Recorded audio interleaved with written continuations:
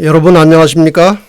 지금부터 청취자 여러분들께서는 흑암이 깊어도 새벽은 온다 라는 주제로 약 10분짜리 강의를 50회에 걸쳐서 듣게 되실 것입니다.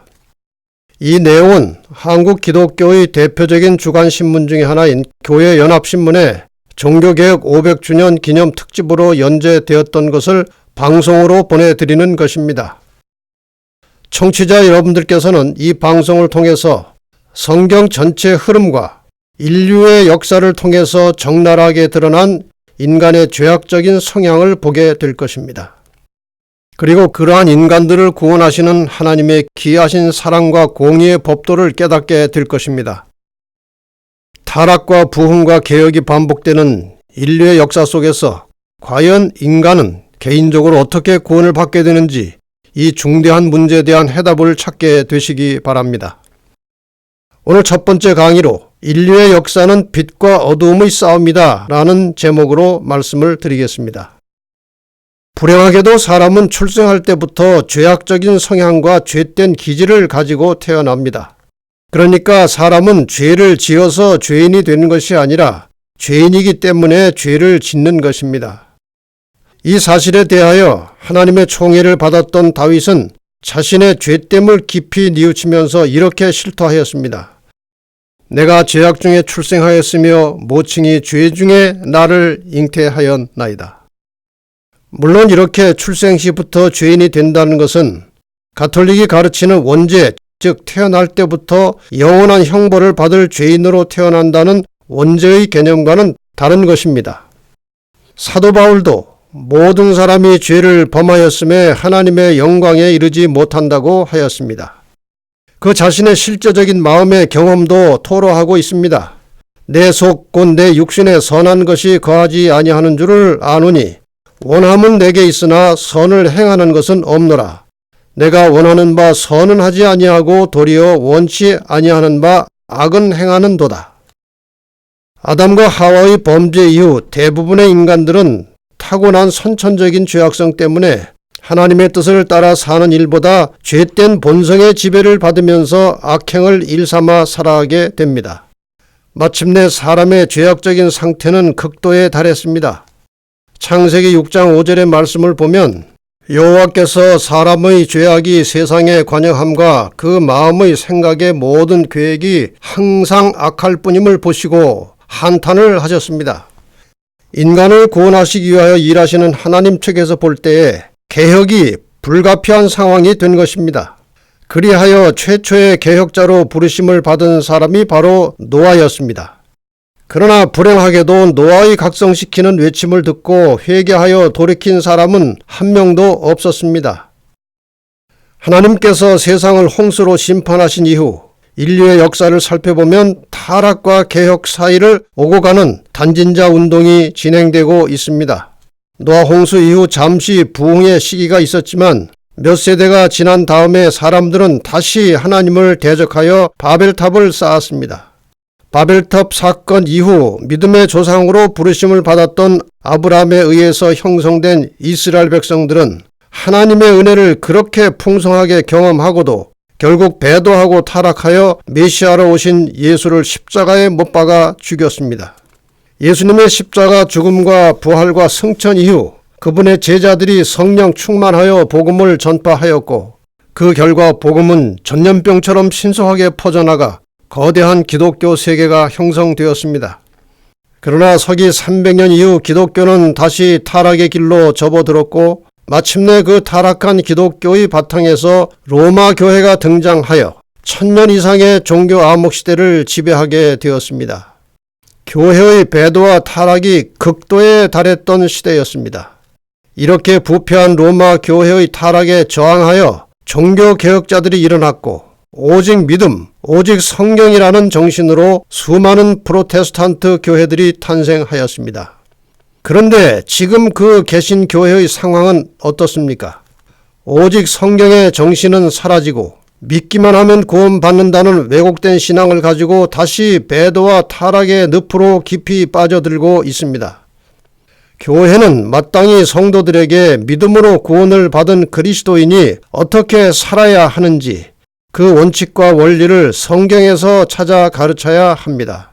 그런데 순종하는 믿음은 별로 강조하지 않고 그저 편한 마음으로 교회에 다니도록 하기 때문에 세상 사람들과 아무런 차이가 없게 되었고 오히려 그리스도인들이 세상 사람들의 웃음거리와 비방거리가 되었습니다.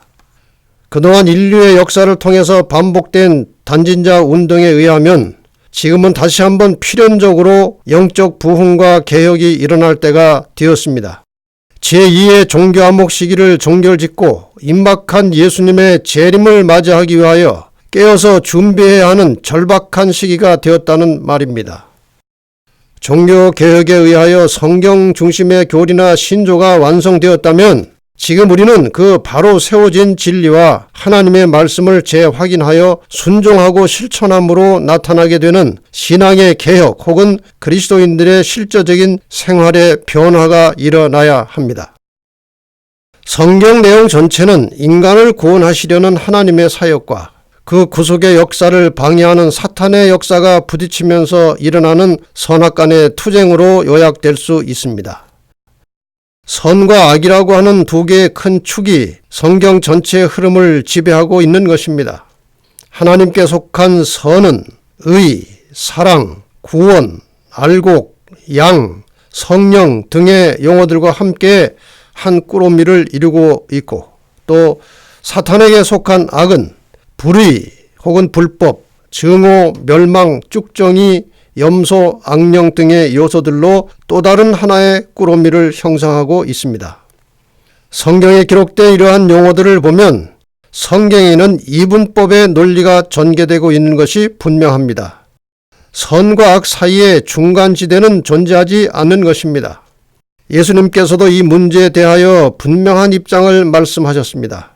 나와 함께 아니하는 자는 나를 반대하는 자요 나와 함께 모으지 아니하는 자는 해치는 자니라.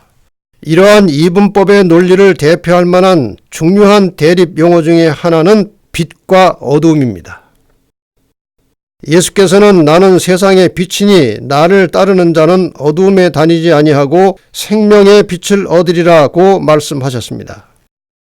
예수께서 사도 바울에게 주신 사명 중에 하나는 사람들의 눈을 뜨게 하여 어두움에서 빛으로 사탄의 권세에서 하나님께로 돌아가게 하는 것이었습니다. 나중에 사도 바울 자신도 데살로니가 성도들에게 보내는 편지에서 너희는 다 빛의 아들이요 낮의 아들이라 우리가 밤이나 어두움에 속하지 아니한다고 언급하면서 빛과 어두움의 개념을 분명히 밝히고 있습니다.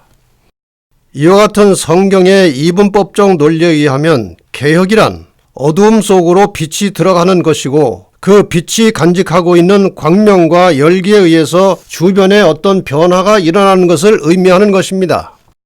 그런데 빛을 싫어하는 어둠의 속성 때문에 어둠이 빛을 만나면 충돌을 일으키며 투쟁이 일어나게 되어 있습니다.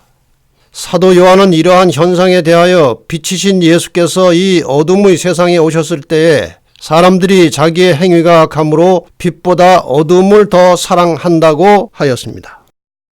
성경에서 말하는 빛이란 무엇입니까? 창세기 1장의 창조시에 나타나는 빛은 물리적 빛을 말합니다. 그러나 분명한 사실은 물리적 빛 속에 생명력이 있다는 것입니다. 태양에서 발산되는 빛에는 식물을 자라게 하는 생명력이 있습니다.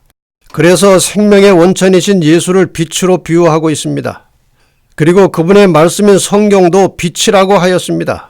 주의 말씀은 내 발의 등이요 내 길의 빛이니이다. 어둠에서 불려나와서 빛으로 들어온 사람들은 빛을 따라 살아야 합니다.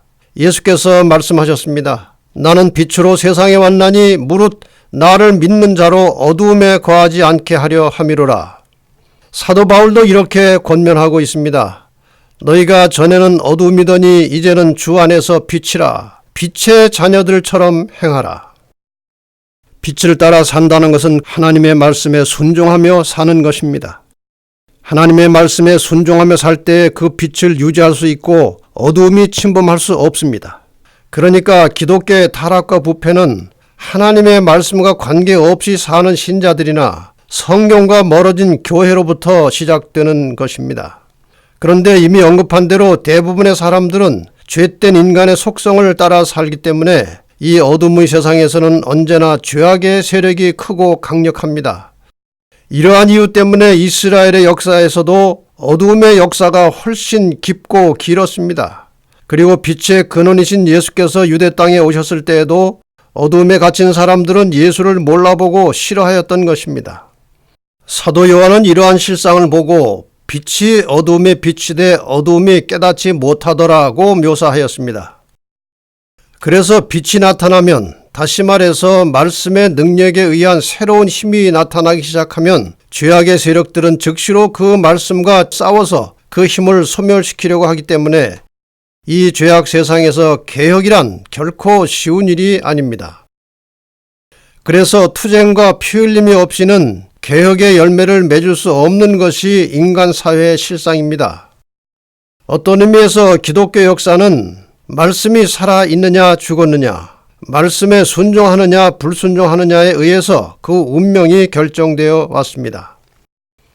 이제 우리는 앞으로 50회 방송을 통해서 하나님의 말씀에 대한 인간들의 반응이 인류 역사에 어떤 영향을 미쳤는지, 또 기독교가 종교개혁의 정신을 계승하여 부활할 수 있는 길이 무엇인지를 살펴볼 것입니다.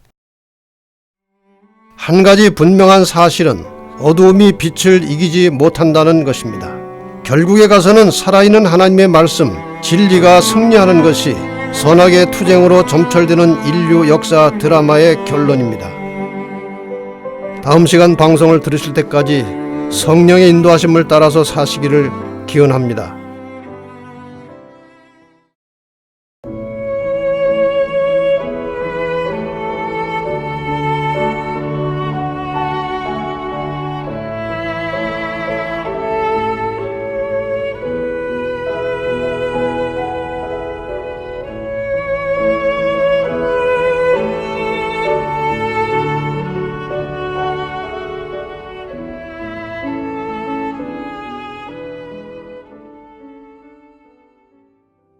채널7은 진실하고 정직한 마음으로 성경의 진리를 찾고 있는 소수의 기독교인들을 위한 유튜브 방송입니다.